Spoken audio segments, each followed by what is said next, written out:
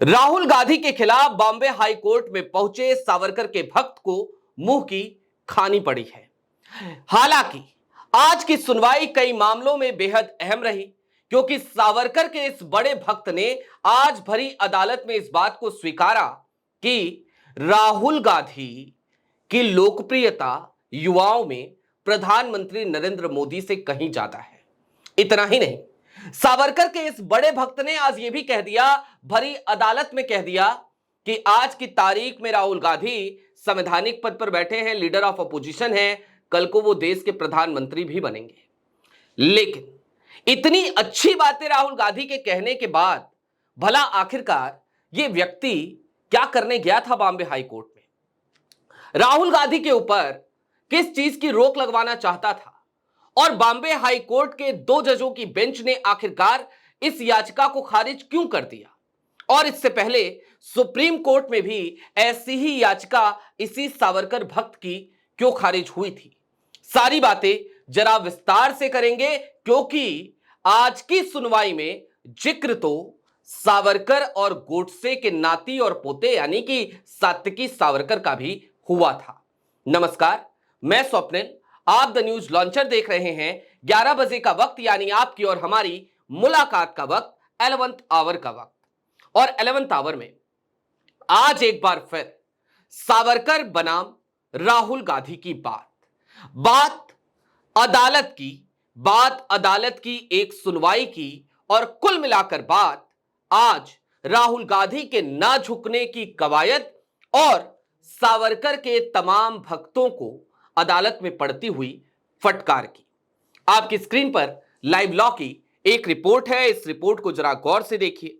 यह रिपोर्ट बताती है सावरकर पर टिप्पणी को लेकर राहुल गांधी के खिलाफ याचिका पर हाईकोर्ट का सुनवाई से इनकार।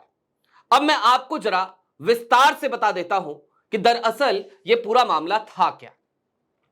पंकज फडणवीस अभिनव भारत नाम का एक ऑर्गेनाइजेशन है, उसके प्रेसिडेंट हैं।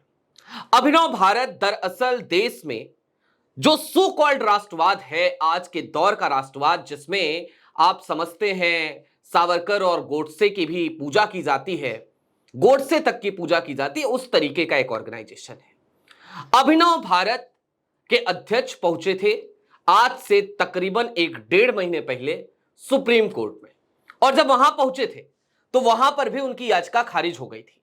लेकिन उसके बाद आज की तारीख में वो बॉम्बे हाई कोर्ट पहुंच गए, और बॉम्बे हाई कोर्ट में पहुंचते हुए उन्होंने एक याचिका लगाई कि राहुल गांधी आज देश के लीडर ऑफ अपोजिशन हैं, संवैधानिक पद पर बैठे हैं, और चूंकि वो संवैधानिक पद पर बैठे हैं तो उनको एक निर्देश दिया जाए कि वो अपनी शक्तियों का दुरुपयोग ना करें। अदालत ने पूछा कौन सी शक्तियों का दुरुपयोग? तो याचिकाकर्ता ने कहा कि राहुल गांधी बार बार सावरकर को लेकर टिप्पणी कर रहे हैं, अदालतों में केस चल रहा है, उसके बाद भी टिप्पणी कर रहे हैं, तो एक निर्देश जारी कर दिया जाए कि राहुल गांधी सावरकर के बारे में इस तरीके की टिप्पणियां ना करें। अब इतना सुनना था कि जस्टिस हैं आलोक आराधे, चीफ जस्टिस हैं बॉम्बे हाई कोर्ट के, और उनके साथ हैं थे जस्टिस संदीप मारने। इन दोनों की बेंच थी बॉम्बे हाई कोर्ट की। इन्होंने कहा कि हम इस तरीके का कोई भी निर्देश, कोई भी आदेश जारी नहीं कर सकते। और इसके ठीक बाद उन्होंने कहा कि आपकी यही याचिकाकर्ता की लगभग यही याचिका, ऐसी ही याचिका सुप्रीम कोर्ट से पहले भी खारिज हो चुकी है। तो उस ग्राउंड पे भी जब उच्चतम न्यायालय ने आपकी इस याचिका को खारिज कर दिया है, तो हम तो ऐसा कोई निर्देश दे ही नहीं सकते। और इसके बाद उन्होंने जिक्र किया कि एक निचली अदालत में भी मामला चल रहा है।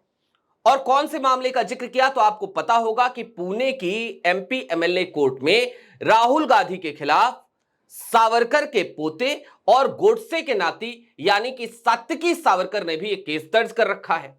उस केस में भी जब भी अपडेट्स आती हैं तो बार बार सात्विकी सावरकर को झटके पे झटके लगते हैं। सात्विकी सावरकर को पहला झटका तो तभी लग गया था जब राहुल गांधी को नियमित पेशी से छूट मिल गई थी वहां पर पुणे की एमपी एमएलए की अदालत में। उसके बाद सात्विकी सावरकर को एक झटका तब लगा जब राहुल गांधी ने एक याचिका लगा दी उसी अदालत में कि ये मानहानि का जो मामला है इसको जरा समन ट्रायल में कन्वर्ट कर दीजिए, क्योंकि हम ऐतिहासिक दस्तावेज और ऐतिहासिक तथ्य रखना चाहते हैं। दूसरा झटका, सात्विकी सावरकर समन ट्रायल से भागना चाहते थे, लेकिन सात्विकी सावरकर भाग नहीं पाए, अदालत ने समन ट्रायल में कन्वर्ट कर दिया। इसके बाद एक और झटका लगा सात्विकी सावरकर को, क्योंकि उनकी एक ही पहचान अब तक लोगों को पता थी कि वो सावरकर के पोते हैं, लेकिन उनकी जो ब्लड लाइन है वो गोडसे के परिवार से भी जाकर जुड़ती है, यहां तक कि वो उस गोपाल गोडसे की ब्लड लाइन से सीधे जुड़ते हैं जो गोपाल गोडसे महात्मा गांधी की हत्या की साजिश रचने के जुर्म में 16 साल की जेल काट चुके हैं आजादी के बाद। गोपाल गोडसे नाथूराम गोडसे के ही भाई थे, यानी कि महात्मा गांधी के हत्यारे के भाई थे, और उन्हीं की जो बेटी थी वो सात्विकी सावरकर की मां है।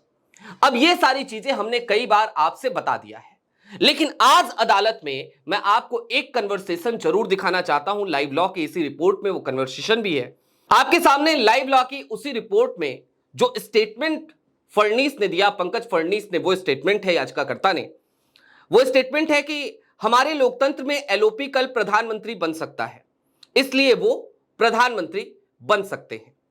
ये पंकज फडणीस का स्टेटमेंट था जब वो ये कह रहे थे कि निर्देश इसलिए जारी करना जरूरी है क्योंकि राहुल गांधी आज तो एलओपी हैं, लेकिन कल की तारीख में वो प्रधानमंत्री भी बन सकते हैं। तो इस तरीके की वो टिप्पणियां ना करें सावरकर को लेकर। इस पर अदालत ने मौखिक रूप से कहा हालांकि कि हमें नहीं पता वो प्रधानमंत्री बनेंगे या नहीं, आप ये सब जानते हैं। इसके ठीक बाद फडणीस ने एक और तर्क दिया, कहा लेकिन संवैधानिक पद पर आसीन होने के नाते वो अपनी शक्ति का दुरुपयोग नहीं कर सकते। वो भ्रम पैदा करके देश के युवा मन को गुमराह कर रहे हैं। युवा पीढ़ी प्रधानमंत्री की तुलना में विपक्ष के नेता पर अधिक विश्वास करती है, वो भ्रम पैदा नहीं कर सकते। खंडपीठ ने जनहित याचिका में की गई प्रार्थनाओं को स्वीकार करने से इनकार कर दिया। उसने याचिकाकर्ता को उचित मंच पर अपनी शिकायतें व्यक्त करने की स्वतंत्रता देते हुए याचिका का निपटारा कर दिया। और जैसा मैंने आपको बताया था, तो लाइव लॉ की इस रिपोर्ट में उसका भी जिक्र है कि गौरतलब है कि अप्रैल में सुप्रीम कोर्ट ने अन्य मामले में गांधी द्वारा सावरकर के खिलाफ की गई टिप्पणियों पर मौखिक रूप से अपनी असहमति व्यक्त की थी, और इसके साथ ही साथ पंकज फडणीस की जो एक याचिका पहले पहुंची थी सुप्रीम कोर्ट, उसको खारिज भी किया था। यानी कि कुल मिलाकर आज बॉम्बे हाई कोर्ट में जो कुछ भी हुआ, उसने एक बार फिर सावरकर के भक्तों की बुरी फजीहत करा दी है। और ऐसा इसलिए भी क्योंकि जरा सोचिए, राहुल गांधी ने हमेशा से ना झुकने की कसम खा ली है। पुणे के एमपी एमएलए कोर्ट में अभी हालिया दिनों में एक बार फिर सुनवाई हुई थी, और उस सुनवाई के दौरान कोर्ट ने पूछा था राहुल गांधी के वकील से कि क्या आप गिल्टी फील करते हैं। राहुल गांधी ने कहा था, नो, मैं गिल्टी फील नहीं करता, I do not plead guilty. यानी कि अदालत में भी राहुल गांधी सावरकर के मामले में झुकने को तैयार नहीं है। राहुल गांधी सबूतों के साथ, ऐतिहासिक तथ्यों के साथ, ऐतिहासिक दस्तावेजों के साथ, सावरकर की चिट्ठियों के साथ इस केस को अब कानूनी तौर पर लड़ना चाहते हैं, ताकि वो तमाम दस्तावेज अदालत के सामने रखे जाएं, अदालत की पटल पर वो तमाम दस्तावेज हो। और ऐसा इसलिए भी क्योंकि बार बार लंबे समय से सावरकर के बारे में जब भी कोई कुछ आलोचना करता है, तो इस तरीके के तमाम लोग उसे घेरने की कोशिश करते हैं। यदि अदालत में ये सारे दस्तावेज रखेंगे तो वो एक रिकॉर्ड का हिस्सा होंगे, और वो रिकॉर्ड बेहद मायने रखेगा।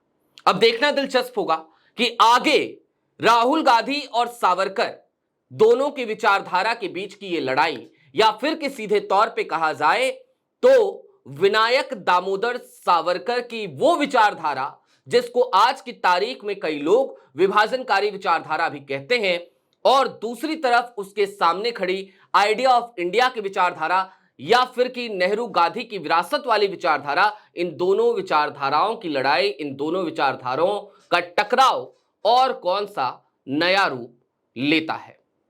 अभी के लिए दीजिए इजाजत, कल फिर मिलेंगे इसी वक्त द न्यूज लॉन्चर पर। कार्यक्रम यही होगा 11th आवर। शुक्रिया।